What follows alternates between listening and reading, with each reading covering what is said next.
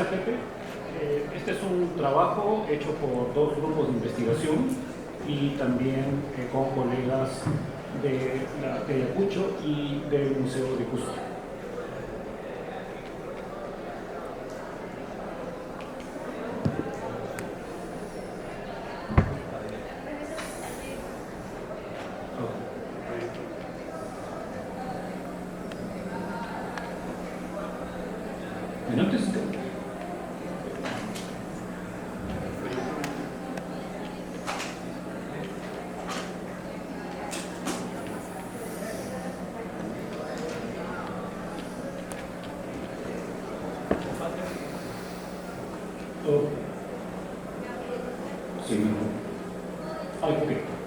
Muy bien, voy a hablar brevemente del género Violenus. Es un género grande, del neotrópico, juntamente con otro género que se llama Nolis.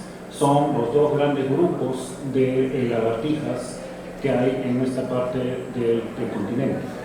Alrededor de 280 especies y la tasa de destrucción de especies es bien alta. En Perú, por ejemplo, el año pasado se han descrito como 2 o 3 especies.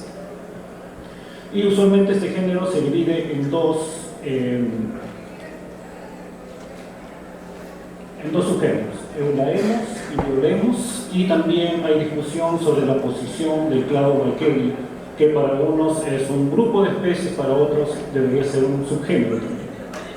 Muy bien, Violenus está desde el centro de Perú hasta la Tierra del Fuego. Y también en Violenus hay juntamente otros dos géneros que forman parte de la familia Lioremini.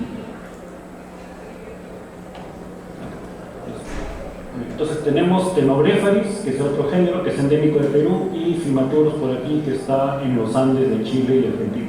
Todo lo que ven en verde es la distribución de Violenus.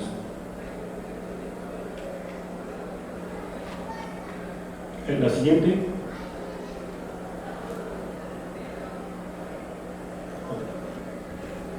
Una atrás, por favor. Muy bien, dentro del subgénero Eulaemus hay varios grupos de especies. Uno de ellos es el grupo Liolaemus, grupo montanus, que tiene una distribución altitudinal que va desde el nivel del mar, como podemos ver aquí, en las lomas de San Fernando, y también los desiertos en nuestra costa, también en Chile, como en las partes altas de los Andes en Ayacucho. Siguiente.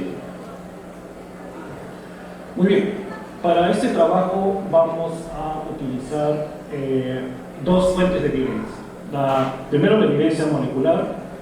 Para esto hemos utilizado dos marcadores mitocondriales bien conocidos para este grupo y también para otras lagartijas, y 50 terminales que están representando a 25 taxones del grupo interno, es decir, el grupo Montanus, y un grupo externo que vendría a ser una especie de otro grupo de especies dentro del subgénero Eulenus. Hicimos un árbol de máxima verosimilitud y a partir de este árbol se estimó distancias genéticas usando un plugin que está en este software que se llama Genius, que se llama delimitación de especies. Siguiente. También se hicieron análisis morfológicos con alrededor de 200 especímenes que representan a 19 especies del grupo Montanus, y se hicieron con estos datos morfológicos análisis comparativos de caracteres cualitativos, como por ejemplo la ausencia, presencia de un carácter, el conteo de escamas y la comparación en el tamaño del cuerpo y otras características. Y también ya se hizo un análisis morfométrico, dos análisis morfométricos multivariados. Siguiente. Para este trabajo estoy siguiendo el concepto general de especie propuesto por Kevin de Queiroz. Según de Queiroz, las especies o linajes son metapoblaciones o segmentos de poblaciones que evolucionan separadamente. En este concepto, de Queiroz menciona que hay una parte central al concepto de especie, que lo diferencia de otros conceptos de especie, como por ejemplo el reproductivo, el concepto filogenético, el concepto evolutivo de especies, que lo que más bien tienen son indicios de características que pueden cuantificarse para delimitar especies, pero no tanto para definir una especie. Siguiente. Muy bien, en los resultados, con este árbol de máxima verosimilitud, vemos que lo que está aquí en rojo es la población en el departamento de Ayacucho, que voy a estar llamándolo Liolemos sp. Ven que está relacionado con Liolemos williamsi, Melanogaster y una especie que describí hace algunos años atrás en honor a un colega que se llama Víctor Morales. Entonces, todo esto forma un clado. Vamos a ver esto con más detalle en la siguiente diapositiva. Y este clado se emparenta con este otro clado donde está Robustos, Evaristoides y Polistitos. Menciono estos nombres porque nos van a servir después para la siguiente diapositiva. Siguiente.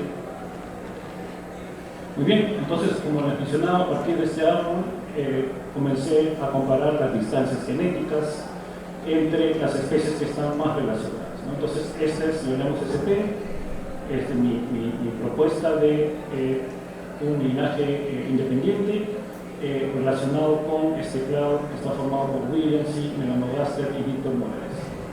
Entonces, si vemos las distancias genéticas estimadas a partir del árbol, vemos que son similares entre las especies que están ya descritas, reconocidas, o también especies que están formando clados, ¿no? Por ejemplo, Liolemos sp tiene 4% de distancia con respecto a este clado.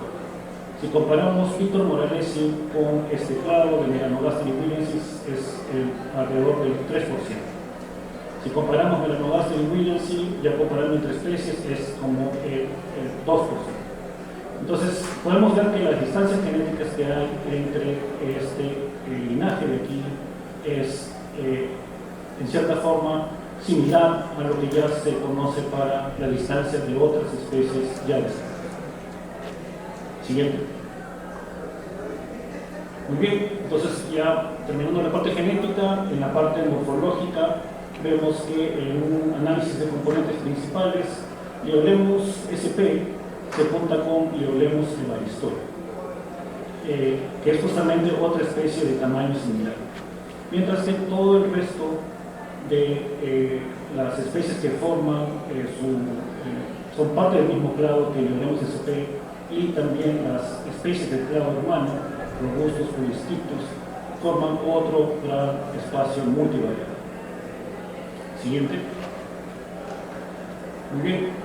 Cuando hice un análisis discriminante, uno de los resultados del análisis es la matriz de confusión, que lo que quiere decir es que también se han clasificado los individuos una vez que se ha hecho el análisis discriminante. Pero recordemos que en el análisis discriminante lo que hace es, hablando metafóricamente, es exprime la morfología de tal forma que los grupos que se han definido a priori se separan en los individuos que les corresponden. Pero aún así, a veces la morfología no ayuda y a veces individuos que son, a pesar de que se han definido a priori, pueden estar clasificados en otra especie o en otro grupo. Y para el caso de Liolemos sp, por ejemplo, la gran mayoría estuvo dentro de